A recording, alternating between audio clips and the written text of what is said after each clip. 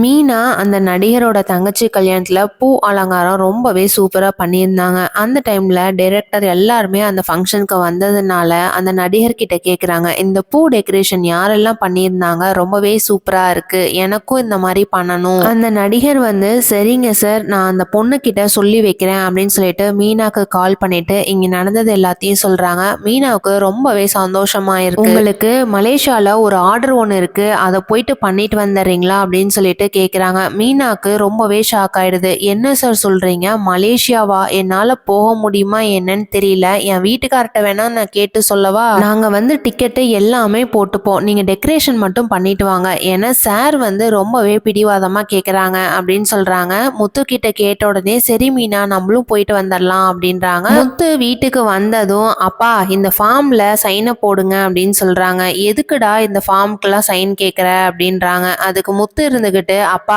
நம்ம எல்லாரும் மலேசியா போறதுக்காக இதெல்லாம் அப்படின்னு சொல்றாங்க. இது கேட்ட ரோஹிணிக்கு ரொம்பவே ஷாக் ஆயிடுது. அண்ணாமலை வந்துட்டு இதுக்கு காசுக்கு எங்கடா போறது அப்படின்னு சொல்றாங்க. முத்து இருந்துகிட்டு அப்பா மீனா வந்து டெக்கரேஷன் பண்றால, அதனால அவங்களே போட்டுக்கிறாங்களாமா, நம்ம எல்லாரும் போயிட்டு பார்லர் அம்மாவுடைய அப்பாவையும் நம்ம பார்த்துட்டு வந்துடலாம் அப்படின்னு சொல்றாங்க. விஜயாவுக்கு ரொம்பவே சந்தோஷமாயிடுது. இந்த மலேசியா பிளான் என்ன ஆக போகுதுங்கிறத வெயிட் பண்ணி பார்க்கலாம். தேங்க்யூ.